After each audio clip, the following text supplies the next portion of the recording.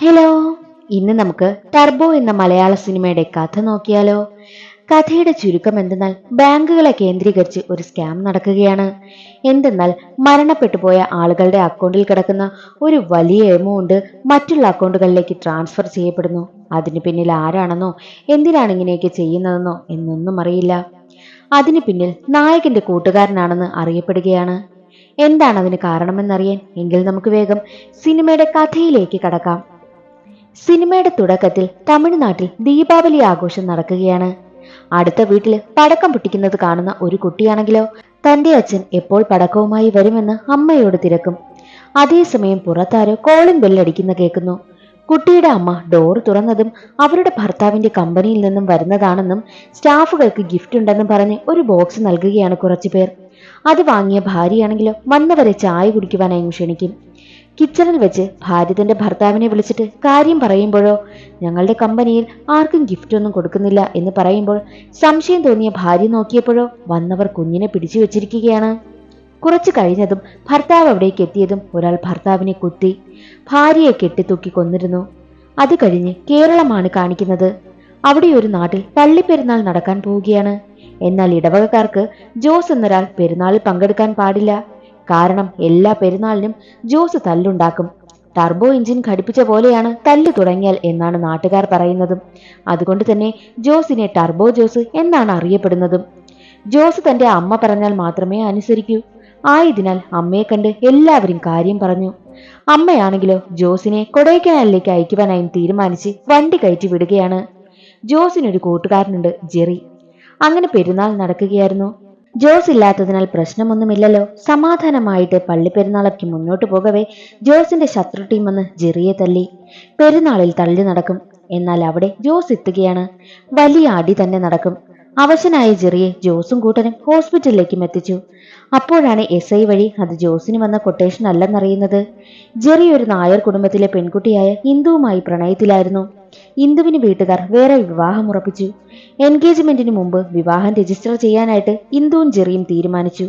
ഇന്ദുവിൻ്റെത് വലിയ കുടുംബമാണ്. അവർ കൊടുത്ത കൊട്ടേഷനാണെന്ന് SI പറഞ്ഞു. ജെറിക്ക് ഇഷ്ടമാണെങ്കിൽ ഇന്ദുവിനെ അവനടുത്തേക്ക് ഞാൻ കൊണ്ടുവരുമെന്നും ജോസ് പറയും. അങ്ങനെ ഇന്ദുവിന്റെ വീട് കണ്ടുപിടിച്ച ജോസ് അടുത്ത ദിവസം തന്നെ വീട്ടിലെത്തിയപ്പോൾ അവിടെ എൻഗേജ്മെന്റിന്റെ ഫംഗ്ഷൻ നടക്കുകയാണ്. ഇന്ദുവിനെയും വിളിച്ചിറക്കി പോകാനിറങ്ങുന്ന ജോസിനെ ബന്ധുക്കൾ തല്ലി. പിന്നീട് ഒരു ഫൈറ്റിന് ശേഷം ഇന്ദുവിനെയും കൊണ്ട് ജോസ് ആണെങ്കിൽ ജെറിയുടെ വീട്ടിലെത്തി. ജെറിക്കാണെങ്കിൽ അച്ഛനെ വലിയ പേടിയാണ്. 2 അറ്റാക്ക് കഴിഞ്ഞ ആള് കൂടിയായതിനാൽ അച്ഛൻ എന്തെങ്കിലും സംഭവിക്കുമോ എന്നാണ് ജെറിക്ക് പേടി. ഇന്ദുവിനെ കണ്ടതും ജെറിയാണെങ്കിലോ ഇവളെ അറിയില്ല, ഇവളുമായി എനിക്കൊരു ബന്ധവുമില്ലെന്ന് കള്ളം പറഞ്ഞു. അത് കേട്ട് ജോസിനൊപ്പം വന്നവരൊക്കെ അവിടെ നിന്നും ഓടിക്കളഞ്ഞു. ജോസ് ആണെങ്കിലോ കൊണ്ടുവന്നതിനാൽ ജോസ് തന്നെ ഇന്ദുവിനെ കൂട്ടിക്കൊണ്ടു പോകേണ്ടി വന്നു. ഇന്ദുവാണെങ്കിൽ താൻ ചെന്നൈയിലൊരു ബാങ്കിലാണ് ജോലി ചെയ്യുന്നത്, അതുകൊണ്ട് ചെന്നൈയിലേക്ക് പോകാം, ബസ് സ്റ്റാൻഡിൽ ഇറക്കി വിട്ടാൽ മതിയെന്നും ജോസിനോട് പറയും. അങ്ങനെ ജോസ് ഇന്ദുവിനെ ബസ് കയറ്റിവിടും. കുറച്ചു കഴിഞ്ഞതും ജോസിനെ അമ്മ ഫോൺ വിളിച്ചു. ഇന്ദുവിനെ ജോസ് കൊണ്ടുപോയതിനാൽ ഇന്ദുവിന്റെ വീട്ടുകാർ പോലീസുമായി എത്തിയിരിക്കുകയാണ്.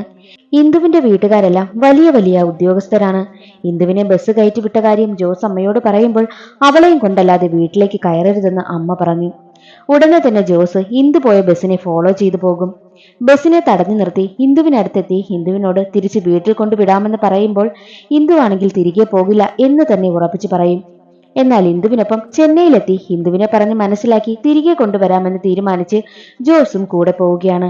ജെറിയുടെ ഫോണിൽ ഇന്ദുവിന്റെ നമ്പർ നോക്കിയപ്പോൾ ഇന്ദു +2, ഇന്ദു ഇൻസ്റ്റ, അങ്ങനെ കുറേ ഉണ്ടായിരുന്നു. ഇന്ദുവിന്റെ യഥാർത്ഥ പേരെന്തെന്ന് ജോസ് ചോദിക്കുമ്പോൾ ഇന്ദുലേഖ എന്നവൾ പറയുന്നു.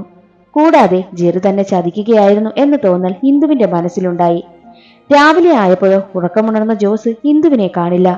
ഇന്ദു ജോലി ചെയ്യുന്ന ബാങ്ക് അറിയാവുന്ന ജോസ് അവിടേക്ക് പോവുകയാണ്.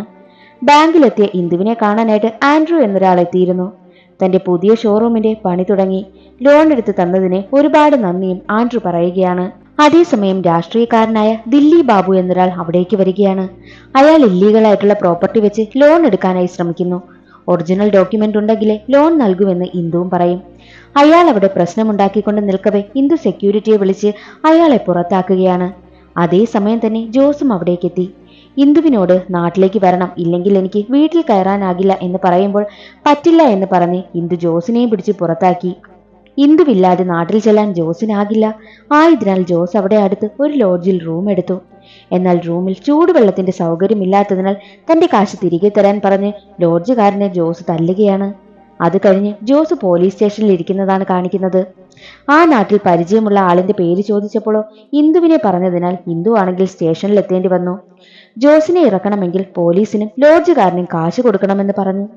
ഇന്ദു ആണെങ്കിൽ കാശ് കൊടുത്ത് ജോസിനെ ഇറക്കി. ഇനി ഇതുപോലുള്ള തല്ല് കേസിലൊന്നും എന്നെ വിളിക്കരുതെന്ന് ഇന്ദു പ്രത്യേകം പറയും. ജോസ് ഒന്നും കഴിച്ചിട്ടില്ല എന്ന് മനസ്സിലാക്കി ഇന്ദുവാണെങ്കിലോ ജോസിനെ തന്റെ വീട്ടിലേക്ക് കൂട്ടിക്കൊണ്ടുപോയി. ഇന്ദുവിനൊപ്പം നിന്നാണ് അവളുടെ സഹോദരി പഠിക്കുന്നതും. അനുജത്തി നാട്ടിൽ നിന്നും ഇന്ദുവിനടുത്തേക്ക് എത്തി. ഫ്ലൈറ്റിൽ വെച്ച് താൻ ജെറിയെ കണ്ടെന്നും അനുജത്തി പറഞ്ഞു. അന്നങ്ങനെ സംഭവിച്ചതിൽ ജെറിക്ക് വിഷമമുണ്ട്. 2 അറ്റാക്ക് കഴിഞ്ഞ അച്ഛന് എന്തെങ്കിലും സംഭവിച്ചാലോ എന്ന് പേടിച്ചാണ് ജെറി അങ്ങനെ ചെയ്തതെന്ന് പറഞ്ഞതും അനുജത്തി ഇന്ദുവിനോട് പറഞ്ഞു.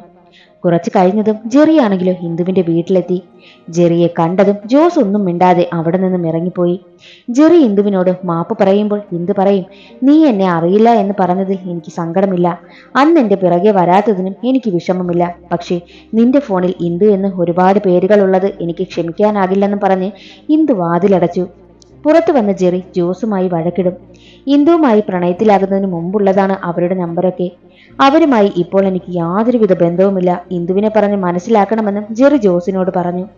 അതേസമയം ജോസിനെ തന്റെ കൂട്ടുകാരനായ SI ഫോൺ വിളിച്ചിട്ട് ഇന്ദുവിന്റെ വീട്ടുകാർ കേസ് കൊടുത്തു, വലിയ പ്രശ്നമാണിവിടെ, ഇപ്പോഴൊന്ന് നാട്ടിൽ വരണ്ട എന്ന് പറയും. ജെറിയും ചെന്നൈയിലെ ഒരു ബാങ്കിലാണ് ജോലി ചെയ്യുന്നത്. പെരുന്നാളിന് ലീവിൽ പോയി തിരികെ എത്തിയ ജെറിയോട് മറ്റൊരു സ്റ്റാഫായിട്ടുള്ള സിത്താര ഒരു കാര്യം പറഞ്ഞു. ജെറി ഇല്ലാത്ത സമയം 2 പേരിവിടെ വന്നിരുന്നു. അതാരെന്നാൽ സിനിമയുടെ തുടക്കത്തിൽ കാണിച്ച ആ ഒരു ഹസ്ബൻഡും വൈഫുമാണ്. അവരുടെ അച്ഛന്റെ പേരിൽ ഒരു അക്കൗണ്ട് ഈ ബാങ്കിലുണ്ടായിരുന്നു. അവർക്കതറിയില്ലായിരുന്നു. അച്ഛൻ മരിച്ചപ്പോൾ അച്ഛന്റെ ഫോൺ അവർ സൂക്ഷിച്ചിരുന്നു. ഒരിക്കൽ 70 ലക്ഷം പലതവണയായി ട്രാൻസ്ഫർ ആയതിന്റെ മെസ്സേജ് ഫോണിൽ വന്നിരുന്നുവെന്ന് പറഞ്ഞ് അത് അന്വേഷിക്കാനായി എത്തിയതാണ് ആ ഹസ്ബൻഡും വൈഫും. എന്നാൽ കാശ് ട്രാൻസ്ഫർ ആയത് ജെറിയുടെ പാസ് കീ ഉപയോഗിച്ചായിരുന്നു. ജെറിയാണോ ഇതിന് പിന്നിലെന്ന് ഫ്രണ്ടായ സ്റ്റാഫ് സംശയിച്ചു. എന്നാൽ ജെറിക്കൊന്നും അറിയില്ല എന്ന് പറഞ്ഞതിനാൽ എന്തോ ഇതിന് പിന്നിൽ നടക്കുന്നുണ്ട് എന്നവർക്ക് മനസ്സിലായി. ജെറി അവരുടെ ബാങ്കിൽ മരിച്ചു പോയവരുടെയൊക്കെ അക്കൗണ്ടുകൾ കണ്ടെത്തി. അതിലുള്ള കാശ് ജെറിയുടെ പാസ് കീ ഉപയോഗിച്ച് ആരോ ട്രാൻസ്ഫർ ചെയ്തിട്ടുണ്ടെന്നും ജെറിക്ക് മനസ്സിലായി. ഇതിന് പിന്നിൽ ഈ ബാങ്കിലെ സ്റ്റാഫുകളാകാം. മരിച്ചു പോയവരിൽ വലിയ തുക ഡെപ്പോസിറ്റ് ചെയ്തവരുടെയൊക്കെ ഡീറ്റെയിൽസ് കൈമാറുന്നുണ്ടെന്നും ജെറിക്ക് മനസ്സിലായി. അതിനുശേഷം യഥാർത്ഥ വില്ലനായ രാഷ്ട്രീയക്കാരനായ വെട്രിവേലിനെ കാണിക്കും. വെട്രിവേൽ ഒരു രാഷ്ട്രീയക്കാരനാണ്. കൂടാതെ ഇപ്പോഴത്തെ മന്ത്രിസഭയെ താഴെ ഇറക്കി തന്റെ അനുയായികളെ അതിൽ കയറ്റണമെന്നാണ് ആഗ്രഹം. അതിനുവേണ്ടി കാശിറക്കി MLA-മാരെ തന്റെ വശത്താക്കി വെച്ചിരിക്കുകയാണ്. വെട്രിവേലിന്റെ പ്രവർത്തികൾ പുറത്തു കൊണ്ടുവരുവാനായിട്ട് അത് റിപ്പോർട്ട് ചെയ്ത പെൺകുട്ടിയെ വരെ അയാൾ ക്രൂരമായി കൊലപ്പെടുത്തി. മറ്റൊരു വശത്ത് ഇന്ദുവാണെങ്കിലോ ജോസിന് ജോലി വാങ്ങിക്കൊടുക്കുവാനായും തീരുമാനിക്കും. ജോസിന് ആകെ അറിയാവുന്ന പണി ഡ്രൈവിംഗ് ആണ്. ആയതിനാൽ ആൻഡ്രുവിനൊപ്പം ജോലിക്ക് ചേർത്തു. ജോസ് ആൻഡ്രുവിന്റെ വസ്തു ഇടപാടുകളിലൊക്കെ ഇടപെടുകയും തല്ലേണ്ടവരെയൊക്കെ തല്ലുകയും ഒക്കെ ചെയ്തു ആൻഡ്രുവിനൊരു സഹായമായി. ആയതിനാൽ ആൻഡ്രു ജോസിനൊരു ഫ്ലാറ്റ് നൽകി. ജോസ് തന്റെ അമ്മയെയും ഫ്ലാറ്റിലേക്ക് കൂട്ടിക്കൊണ്ടുവന്നു. അതിനിടയിൽ ഇന്ദുവിന്റെ വീട്ടുകാരെയൊക്കെ പോയി കണ്ട് സംസാരിച്ച് ഇന്ദുവുമായിട്ടുള്ള പ്രശ്നമെല്ലാം ഒത്തുതീർപ്പാക്കി അവരെയും ഇന്ദുവിനടുത്തേക്ക് കൊണ്ടുവന്നു. പക്ഷെ ഇന്ദു ആണെങ്കിലോ ജെറിയോട് മിണ്ടത്തില്ല. അവന്റെ കോള് പോലും എടുക്കത്തില്ല. അവൾക്ക് അത്ര ദേഷ്യമാണ് അവനോട്. അങ്ങനെ ഇരിക്കെ ജെറിയുടെ ഫ്രണ്ട് സിത്താരയും ബാങ്കിൽ നടക്കുന്ന കാര്യം കണ്ടുപിടിക്കാനായി തീരുമാനിച്ചു. മരിച്ചു പോയവരുടെയൊക്കെ അക്കൗണ്ട് കിടക്കുന്ന വലിയ വലിയ തുകകൾ കുറച്ച് സാധാരണക്കാരുടെ അക്കൗണ്ടിലേക്ക് മാറ്റിയിരിക്കുന്നു എന്നവർ കണ്ടെത്തി. അവരെയെല്ലാം ചെന്ന് കണ്ട് തിരക്കിയപ്പോൾ അവർക്ക് അങ്ങനെ ഒരു ബാങ്ക് അക്കൗണ്ടേ ഇല്ലെന്നാണ് അവർ പറഞ്ഞത്. കൂടാതെ ഇവരെല്ലാം വെട്രിവേലിന്റെ കമ്പനിയിൽ ജോലി ചെയ്തിരുന്നവരാണെന്നും അവർക്ക് ആധാർ ഉൾപ്പെടെ എല്ലാ ഡീറ്റെയിൽസും കൈമാറിയിരുന്നുവെന്നും അവർ പറയും. അതിൽ നിന്നും ജെറിക്ക് അവരുടെ ഡീറ്റെയിൽസ് ഉപയോഗിച്ച് വെട്രിവേലും ടീമും അക്കൗണ്ട് തുടങ്ങിയതാണെന്നുള്ള കാര്യം മനസ്സിലായി. തന്റെ കണ്ടെത്തലുകളെല്ലാം റിപ്പോർട്ടാക്കി മാനേജർ മാഡത്തെ അറിയിച്ചു. അവർ മുകളിലേക്ക് അറിയിക്കാമെന്ന് പറഞ്ഞു. എന്നാൽ ജെറിയാണെങ്കിലോ റിപ്പോർട്ട് മാഡത്തിനെ ഏൽപ്പിക്കില്ല. കാരണം വെട്രിവേലിന്റെ ബാങ്ക് അക്കൗണ്ട് എല്ലാം തന്റെ ഫ്രണ്ടായ ഇന്ദുവിന്റെ ബാങ്കിലാണ്. ഇത് പുറത്തു വന്നാൽ വെട്രിവേലിന്റെ ബിസിനസ് തകരും. അത് അവളുടെ ബാങ്കിനെയും ബാധിക്കും. അവളെ അറിയിച്ചതിന് ശേഷം റിപ്പോർട്ട് തരാമെന്നും ജെറി പറയും. ജെറി പോയ ഉടനെ തന്നെ മാഡം ആണെങ്കിൽ വെട്രിവേലിനെ വിവരം അറിയിച്ചു. കാരണം അവർ വെട്രിവേലിന്റെ ആളായിരുന്നു. അയാളെ ഇത്രയും സഹായിച്ചതെല്ലാം മാഡം ആയിരുന്നു. ജെറി ഇക്കാര്യം തുറന്നു പറയുവാനായി ഇന്ദുവിനെ കാണാനായി എത്തിയപ്പോൾ ഇന്ദു അവനെ കാണാൻ കൂട്ടാക്കിയില്ല. എന്നാൽ ജെറിയെ കൊല്ലാൻ വെട്രിവേലിന്റെ ആളുകൾ അവന്റെ പിന്നാലെ ഉണ്ടായിരുന്നു. അത് മനസ്സിലാക്കിയ ജെറി രക്ഷപ്പെടും. അന്ന് ജോലി കഴിഞ്ഞ് ജോസ് ഫ്ലാറ്റിലേക്ക് എത്തിയപ്പോൾ അമ്മയാണെങ്കിൽ ജെറി ഇവിടെ വന്നു എന്ന് പറയും. ജോസ് തന്റെ റൂം തുറന്നു നോക്കിയപ്പോഴോ തൂങ്ങി നിൽക്കുന്ന ജെറിയെയാണ് കണ്ടത്. പോസ്റ്റ്മോർട്ടത്തിന് ശേഷം പോലീസ് അത് ആത്മഹത്യയാണെന്ന് ജോസിനോടൊക്കെ പറഞ്ഞു. ജെറി മരിക്കും മുമ്പ് ഇന്ദുവുമായി അകന്നതിനാലാണ് ആത്മഹത്യ ചെയ്യുന്നതെന്ന് അച്ഛന് മെസ്സേജ് അയച്ചിരുന്നു. എല്ലാവർക്കും ആകെ വിഷമം.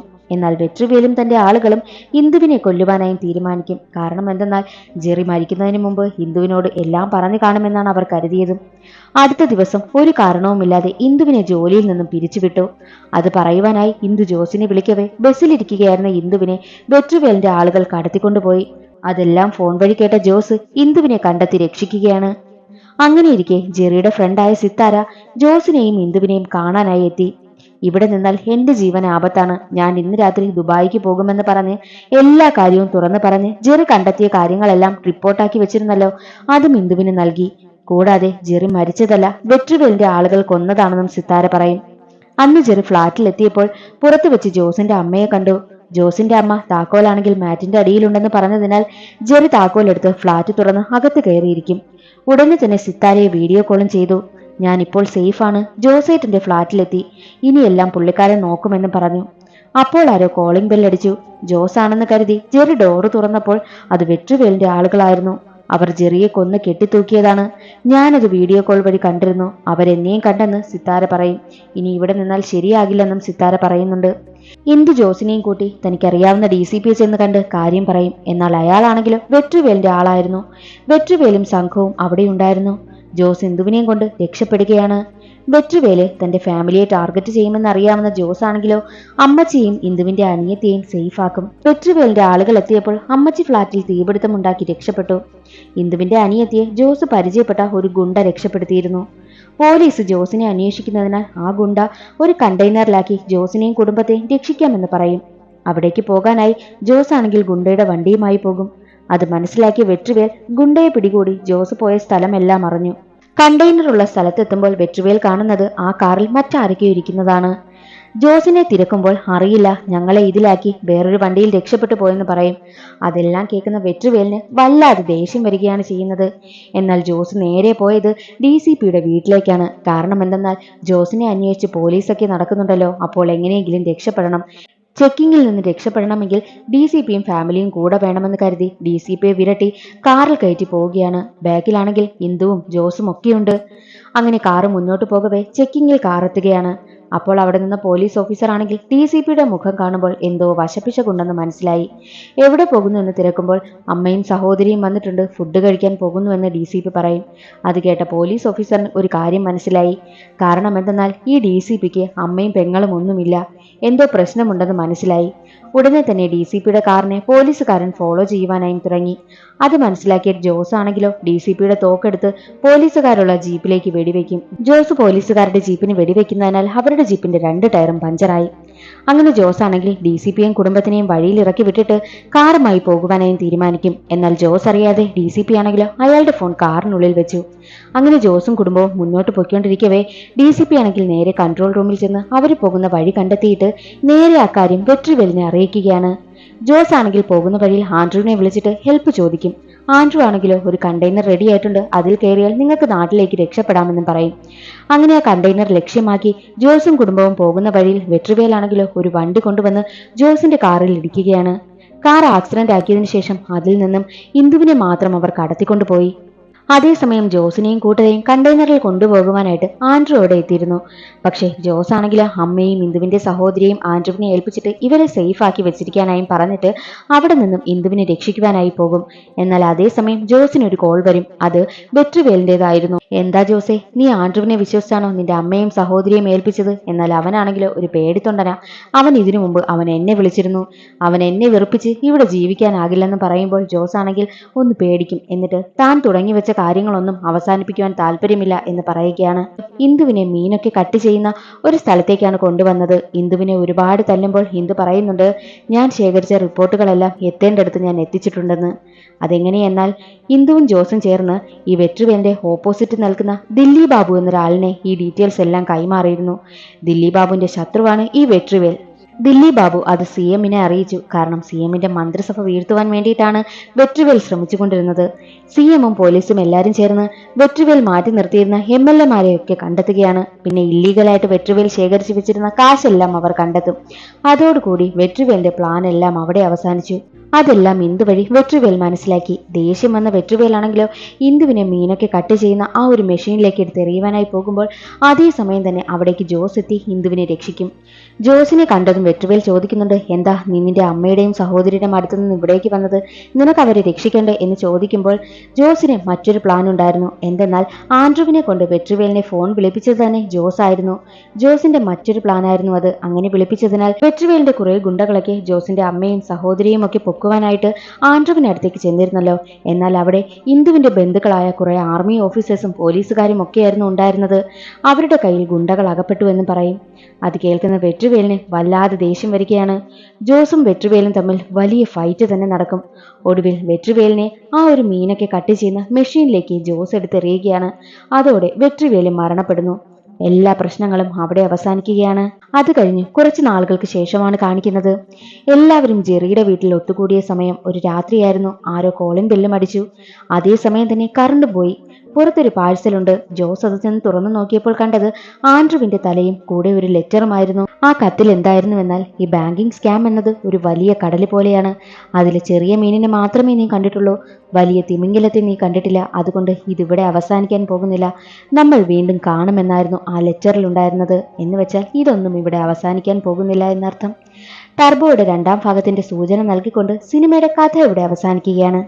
ഇന്നത്തെ വീഡിയോ എല്ലാവർക്കും ഇഷ്ടമായെന്ന് കരുതുന്നു. ഇഷ്ടമായാൽ ഒന്ന് ലൈക്ക് ചെയ്ത് സപ്പോർട്ട് ചെയ്യാനും ചാനൽ ഇഷ്ടമായാൽ സബ്സ്ക്രൈബ് ചെയ്യാനും മറക്കരുതേ.